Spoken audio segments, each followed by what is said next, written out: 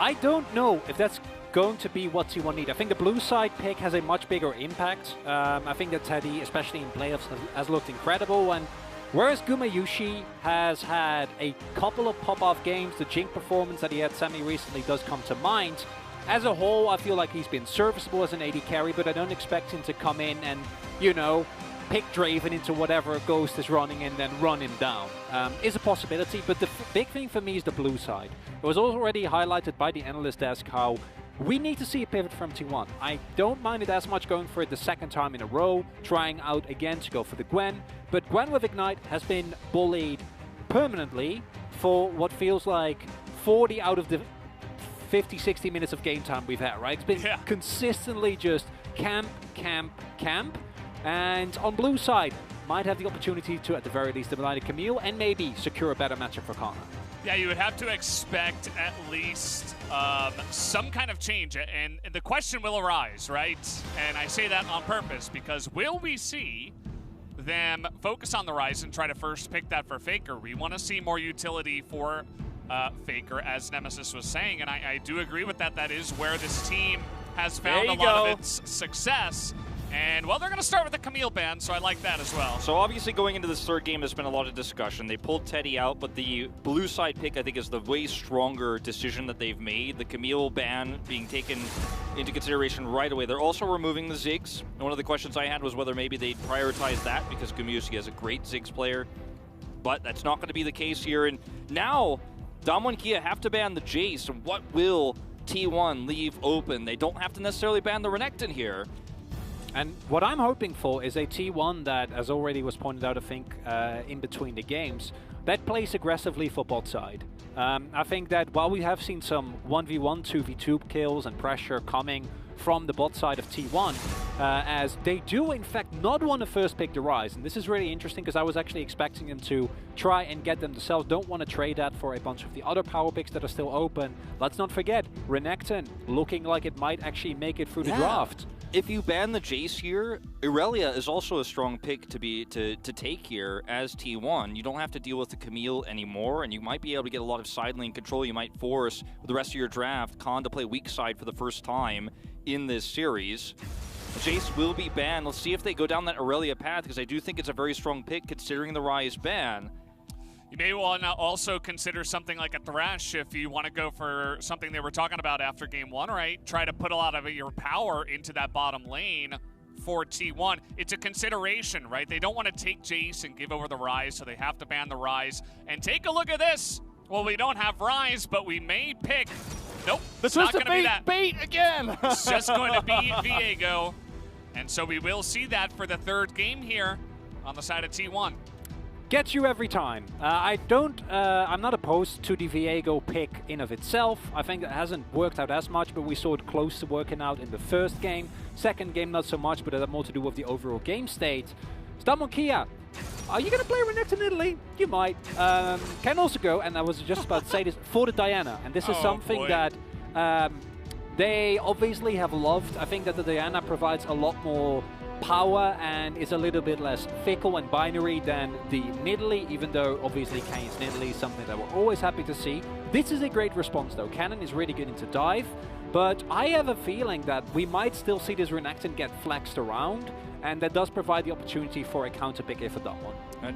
Twisted Fate's still an option here, but it feels a lot weaker into the Diana Renekton because it's so fragile. Yes, you can, from long range, stun one of these melees who are trying to engage. But another thing to consider here is Damwon Kia, will they once again, as we're going to see the Azir, will they once again pull out Kassadin? Because Kassadin is also fantastic with this because you have an insane front line. It was the same problem that we saw last game. Now Diana going to be a little bit more fragile in this case, but she can set up the engage for you with the Renekton. The Kassadin follow-up can be there. We already saw that with this kind of mobility, Showmaker is free to do whatever he wants through the mid game. And I'm glad that you have a reasonable take on it, Wolf, because I'm just sitting here in awe of Showmaker. And, I mean, that's a lot of confidence. To have the guts to do that 2 games in a row, like, yeah, it worked out in the last game, and yeah, you have a lot of ways to enable it, but, like, Kassadin is not a thing that anyone plays, right? Like, this is just not a champion we see. Showmaker's like, no, I'm just going to play it in finals twice. Like, what? It's pretty insane. What? The Ashe here is great, you know, to ban away because it's going to really empower that front line. Once the engage comes through, you can follow up with an arrow. Kasten gets easy setups. Really appreciate the Thresh ban, too, for what you were talking about earlier, Chronicler, here on the Damwon Kia side. And it's also important to note that there is a lack of physical damage available for Damwon right now. So you know they're going to have to go into an actual AD threat. They can't try and kind of avoid laning phase by going, obviously Ziggs is banned, but there's other picks of it. Varus, but I was thinking about the Syndra as well, right? Something that doesn't actually need you to lane, but instead, obviously, with double AP already locked in, it's going to be Ghost Kalista and lock the Draven.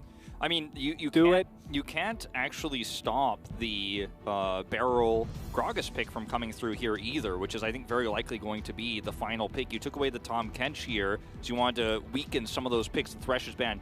You're worried about maybe Jinx, Tahm Kench on the bottom side, but the Kalista is so strong. Now you can deny, or rather take the Jinx yourself.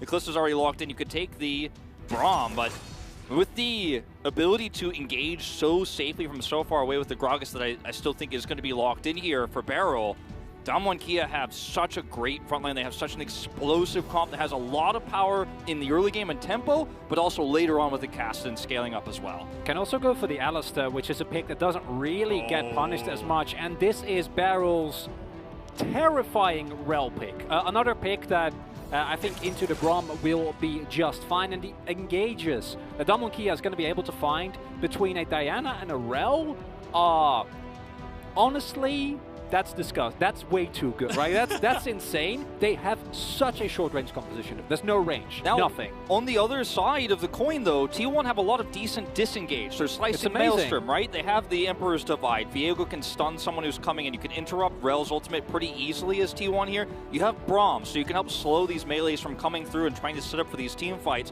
Not to mention that T1 scaling later on with the Jinx, the Azir, really, really strong if they do survive that insanely scary mid-game for Damwon Kia. Their draft has a lot of power late, so it's really about riding through the waves, riding through the storm that will be that mid-game. But as we've seen in games 1 and 2, it's been rough. The snowball has been real.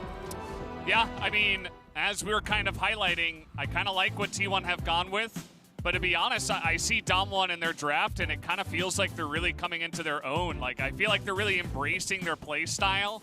And I think they're, with a ton of confidence, they go into a draft like this, and they're not expecting to lose early. They're expecting to come into the mid game and just crush them. And this is a comp that screams that to me. And honestly, in terms of drafts we've seen so far, I like this one the most from T1. I think that if you don't win this one against this draft from Damwon Kia that feels like disrespect, but in the best Damwon Kia way, where this is what they do, terrifying. Well, here's game 3, guys, so let's jump into that right now.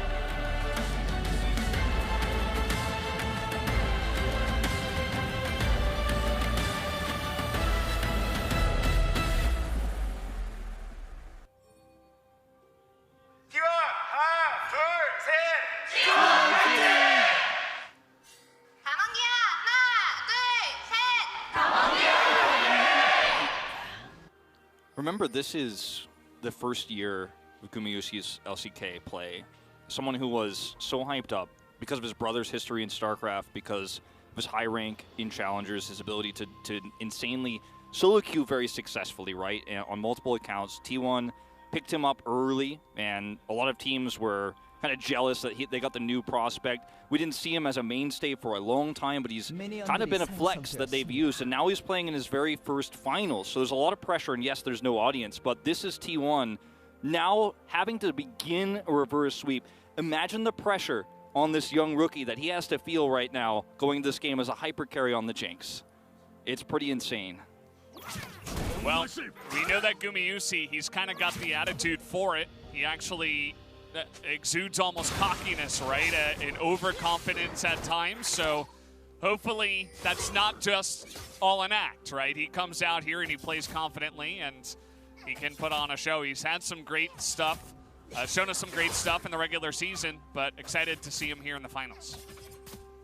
And some interesting choices here. We do have a really nice early pressure coming out from the T1 bot lane due to the leash that was given over to Canyon, meaning that Ghost and Barrow are going to be on the back foot in that lane early on. Khan also pulling away from top side. And Really liking the adaptation from Kana here to go for the Conqueror. Really good, obviously, in the short-range composition that is available for Damwon Kia. Faker also going for the Lethal Tempo, which is a pick that, in terms of laning pressure, doesn't amount to as much, and also clearly says T1, they're looking towards the mid to late game. For sure, and I think their draft really screams that as well, right? And if you could survive through the mid game here, you're going to feel fantastic, because we do have to address Faker, one of his most iconic champions here in the Azir. Been target banned against him for years, 71 games of it. This will be his 72nd here in the LCK. It is insane that, you know, he's a player who's the longest standing LCK player. He's the player who's been on T1 since the beginning. He's looking for his 10th title here on an iconic champion. Gotta love it. Smite comes down here from Canyon. They saw Owner invading the jungle, and you can see Khan, he's taking a lot of damage up on the top side, so even though it is in their own jungle, he can't necessarily leave with the lane coming in. He would lose a lot of XP. So Owner might actually get away with this. This is one way to punish that Diana early, even though this was seen. And not only was it seen, but it's also a leash start, right? So you see that the best way of dealing, as you pointed out, with this Diana is trying to invade her early, keep her as from getting that level 6 as long as possible. And I don't think, unfortunately, that Teddy and Guma have been able to find a way as strong as to also deny this one, because that would really put Canyon's early game basically into the bin. We'll be able to pick that. Yeah, that's a 100% win rate. Yeah, I mean, we've seen a lot of crazy win rates. You know, you think about Def's Jinx and stuff like that. It's like 93%, 92% now. Doesn't get better than 100%, guys. And he's played a decent amount of games on that champion. He even mentioned in his own interview that I think it's like 15-0 in international play. Like, even he knows how good he is on this champion. He's confident to keep that streak going. Speaking of confidence on champions, you know, a lot of people, as we will see a gank here, I'm going to hold that thought. Canyon rotating down. And there is vision, and you can see that Canyon just comes in, they easily back away, and especially with Owner here, not going to be able to stick around and do too much, as here's Faker going for the solo kill. Showmaker going to have to flash away, and that is very early on in this game. Yeah, great start there. As I wanted to mention Kana's Kennen, because we've seen a lot of mixed opinions about Kennen around the world, and obviously here in Korea, a lot of Korean analysts are not a big fan of Kennen right now, but Kana is one of our best. He's 3-0 in his playoffs on the Kennen. It was something they prioritized. He's, you know, basically the direct opposite of Rich. Rich struggled on the Kennen. Rich struggled to win lane on Kennen, was actually falling behind on Kennen in a lot of his games, whereas Kana is winning lane, getting massive advantages, and winning over team fights with teleport flanks, with really nice slicing maelstroms. So really strong pick for him that I think that with the call he's built early here, he's going to get a lot of extra gold. It's going to be great for T1's mid to late game. And it's something that, especially when it comes to those fights that we've seen teams consistently take around that first herald, the power of that cannon flank can set you up on the right foot. And that in of itself is not going to be enough. Even with an early lead in the last game, T1 were not able to maintain that momentum, got run over by Damwon Kia's extremely decisive play around the map and the chaos that they introduced overall. But it's still something that I think for T1 you're going to be very happy to find, considering the amount of power that is in this composition. If you do get to the later stages, if you do have some of the items available, right? You're looking at 2 items on Jinx, 1-2 items on Faker. That's when the comp really comes online. But for Kana, he's level 6, he has a blasting one. He'd be happy to team fight right now. You have this rotation at the top side. Owner just barely out of vision, it seems. They pinged a couple of times at where he could be, right, with that Scuttle Crab coming up here in just a moment, but it seemed like that War was able to see him there, so Showmaker going for a bit of a trade here onto Faker, even without his flash. Yeah, that's so greedy when they don't have any vision of where Owner is right now. There is a control ward for Faker on the bottom side, so that could have been a very, very deadly trade there to actually go for. Does get away with it, though. He sees him with the scanner, and yeah, it's going to stop that back. Pretty annoying for Beryl, but he will be okay to back now. No ward this time, but no 6 for Canyon either. They're going to have to rely on a big push up here, and with the back completing. Not going to happen. Tense there for a moment. Taking it easy. No real needs to force anything, especially pre-6. With all summoners available as well, it can also backfire quite aggressively for you. And as you pointed out, limited vision and knowledge that Owner is probably going to be on the spot side of the map based on his pathing thus far. And this is a similar story that we saw in game number 1, where Damwon have kind of given up a lot of the mid lane pressure that they've been utilizing so well over the last couple of months. And early lead for Gumayusi and Carrier in this lane, all going back to those early levels where they were able to take control of the lane and then use their superior range, as well as a lot of early trading on Ghost and Barrel to kind of keep him down. It's really interesting that for the first time we're going to see Damwon Kia play so passively around Canyon. In games 1 and 2, he dominated the top side of the map, gave them such an early lead that it was very difficult for Kana to play the game. Khan was just controlling the map, getting a lot of extra power in terms of the split pushing. Now, that can change very quickly now that Canyon has hit 6, and he can obviously become a very big threat to deal with.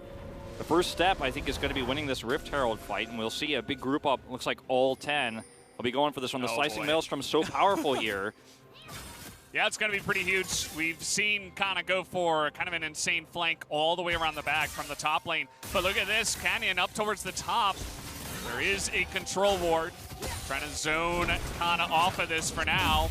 As level 6 going to be hit here for Ghost, but not for Gumayusi. And that Fate's Call is huge. And look at this fight that's happening already. But the Slicing Maelstrom going to get that value. They take down Canyon already before the fight even begins.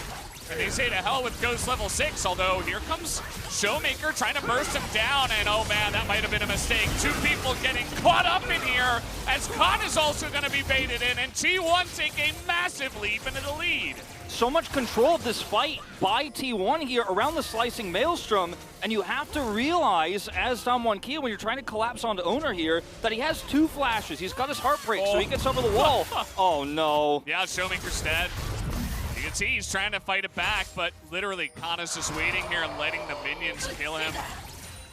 There's just so much in this fight that goes well for T1 because Owner is able to get over the wall there, and Damwon Kia overextended to a composition that, even though it hasn't really hit its power spike just yet, has so much threat around these early ultimates. And the first time I think that we've seen Damwon Kia opt into a fight where it's just off in terms of how they synergize, right? We see Canyon kind of overzealous try and 1v1 a Viego early on as Diana without any of the items finished as of yet. We have Kana who is prior on the roam. Kana was already chunked fairly low. And then also Khan going in here is very over-enthusiastic, right? And I get that with Showmaker coming, you might feel a little bit of confidence, but that's a level 7 Kassadin. He doesn't provide that much, whereas a single kill on for the Viego is already going to be a problem. And then now they're forced to go in, right? The immediate exhaust comes down, and it's over.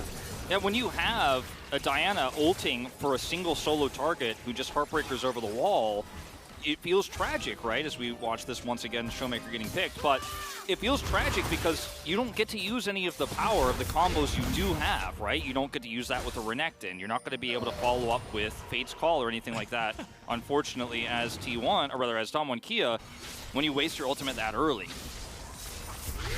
Of course, Kana playing into Damwon Kia, rocking the Nuggery Kennen skin, as you might as well. Takes him down. Barrel here, suffering a little bit from Owner and his fantastic start on this Viego so far, which has been key. And the thing for Damwon Kia now is that you have a composition that, as pointed out earlier, a very short range. You're basically reliant on finding fights and actually winning them. There is no just sitting around and waiting for skill. Yes, you have the Kassadin. Yeah, he becomes a big threat when he's level 16. And yeah, his power with Canyon might be okay, but that in of itself is not going to be enough against a comp with as much anti-dive as well as backline peeling potential like T1 has. Oh boy. Showmaker greeting for the ward, and this is not what you want at this point in time. He has his flash, but he doesn't want to use it. But he has to at the end of the day. Down he goes, and Owner picks up a kill with the Rift Herald. in the mid lane, T1 are just stomping them here. Canyon's not going to be involved in this fight whatsoever. He so desperately needs gold to come online. Without his Mythic, engaging is going to be such a pain. Oh, boy. Oh, man, Ghost in trouble. Yeah, he's all alone. The exhaust comes in. He flashes straight into that ultimate. Barrel's doing so much to keep him alive, actually. It's perfect in the attract repel, as Barrel will go off the horse and feel very confident about his survivability. They dash and round that Jinx. Rocket as well as Ghost is moving forward into 3.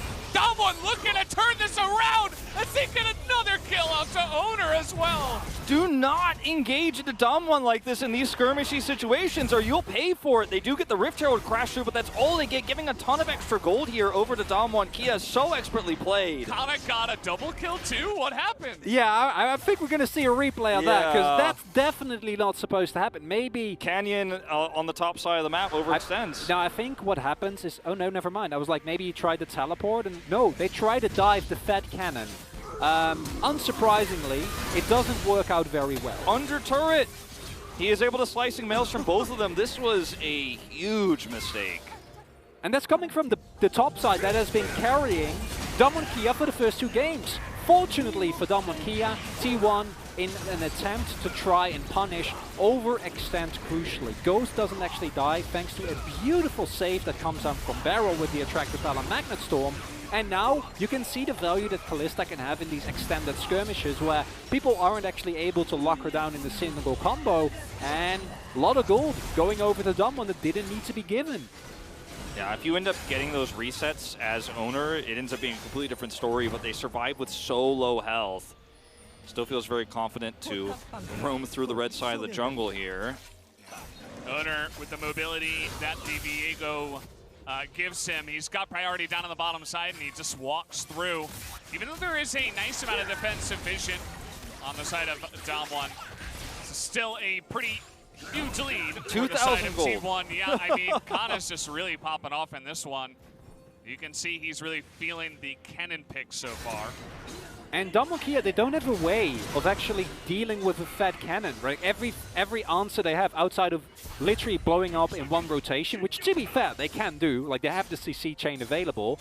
But if you don't manage that perfectly, Kana is literally just going to press R, and a cannon this fed with a Riftmaker, Conqueror as well, it's just never going to die. I mean, he's completed his call. This guy has so much money right now, and that means he can get a fast stopwatch too, which means these upcoming fights, the second Rift Herald fight, if that's where they want to make their stand, is someplace where you might actually have that item. And if they fight the Rift Herald before he goes back to bite, guess what? He's still got a pretty nice advantage. And this is a big problem for a Damwon Kia that, as you mentioned, there's no realistic way to deal with the cannon as Owner. Did he not see that ward go down? Oh, he's definitely going to see that one go down. I mean, and he will be able to back away, but I mean, take a look at what's happening on the map at the same time. The top lane is being zoned away. Khan can't even save his turret here, as everybody on the side of Damwon Kia is coming up to the top side, but Khan just going to die before any of this happens. And yes, they might be able to get Owner, but look at that! He's Viego! He's Renekton and Viego! He's able to get out of there, and Showmaker just dies in the mid lane. Huge Magnet Storm, or rather, the Moonfall is coming down here from Canyon. They're trying to get something back, and yes, they will be able to pick off 2 kills, as the Rocket is also not enough. And this is so massive for Canyon. He's going to get that huge amount of shutdown gold, the gold he so desperately needs. This play is absolutely worth it here. Now they've got a little bit of extra prio around the Rift Herald, but T1 have rotated up, but this is a play that is risky, but at the end of the day, getting that Diana gold is absolutely worth it here. And while I think that it's nice that there's... for last time the closest game didn't work out, this time it does.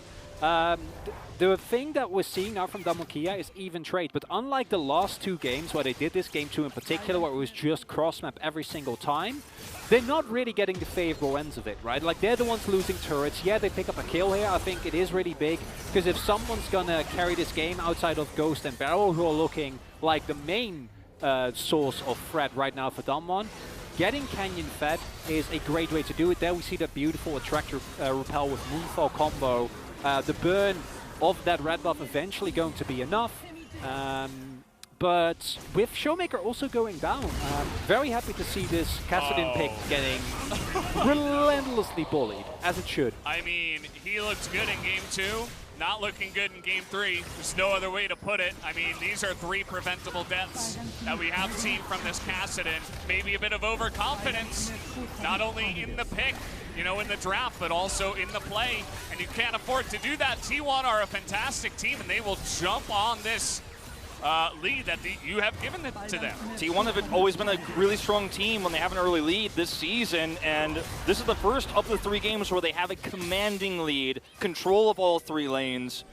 And yes, you see a little bit of split pushing here for Showmaker, but that means he's not here to defend this. And you can see the lack of range means that they have no wave clear. They have a Diana. Like, what are you going to do? Khan can't get close to that. And here we go. Just the 2 of them bounced against the wall like stuffed animals. And down they go alongside of the turret. Showmaker's like, well, I guess I'll just farm because T1 are smashing them. And there's nothing you can do against this. As Kia, you're too far behind to go for straight up 5v5s. You're trying to stall desperately. Showmaker off in the side, doesn't have the teleport available, but even if he did, doesn't even have his mythic finished. And T1, 2 inhibitors, 17 minutes. Yep. This is a massive lead. A teleport to try to flank. Yeah, they have Showmaker coming in here, but again, he can't quite jump in there alone, but they're trying to corral them into the river. The chase is on yet again. We've seen this before. And Faker has flash. Let's see. Okay, that Everforce is going to land onto Faker. He might be the sacrificial lamb. He's going to try to flash to safety, but this is a Kassadin we're talking about, and there's so many low health bars. As Canyon, he's got the stopwatch, but that might not be enough. His owner is going to be able to take him down, and look at this Renekton. He can't get the kills under the turret. The Jinx lives, and Viego still around. The bot push is hitting the base as well during this. Oh man, they're just running through the turret and they will blow up Owner. It's like a freight train right now. They're taking down everything in their path. As Gumayusi might be next. The final kill, Ghost is trying to catch up to him. He's buying so much time here. And he's gonna get away with it too. There's just nothing he can do.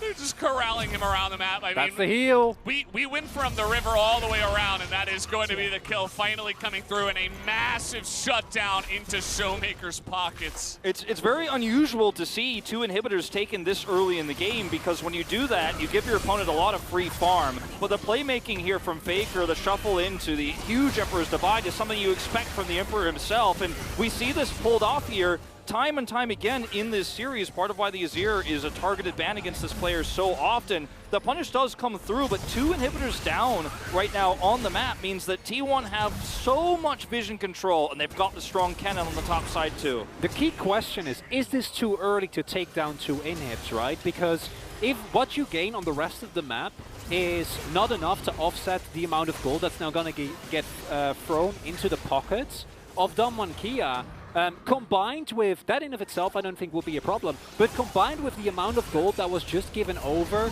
to Ghost and Showmaker specifically, I think might turn out to be a problem. And I still think that T1 are in a great spot. I think that they have an incredible comp that can siege very well, and they should be fine. There's a Baron being taken right now. Showmaker runs into a bajillion things here in the replay. And T1 say, fine, enough with the shenanigans. We're going to take the objective, but the slicing Maelstrom gets nobody. It hits nothing. And here comes Damwon. Showmaker is going to be able to get out of there, and Beryl is zoning them. They're just going to turn up to the Baron and try to take it away. They smite it down. As the damage is coming out here, though, Jinx is getting out of control. Super excited as Gumayusi. They're going to take down 3 as the push is looking to come in here. The empowered recall might be the case, but Showmaker's trying to turn it. Can he kill the Jinx? The answer is yes, but it doesn't matter. Cannon's killing the Nexus. There we go. T1 is going to take the game. Look at the push here, and the answer to your question, whether you get 2 inhibitors early matters or not. When you have this much of a lead, you can win a team fight. We are going to have a 21-minute game here for T1. The answer was yes, killing those 2 inhibitors was worth it. As T1's back in this finals now, and with one swift draft decision, go blue side, put Gumayusi in, you pick the cannon, you get a huge snowball lead.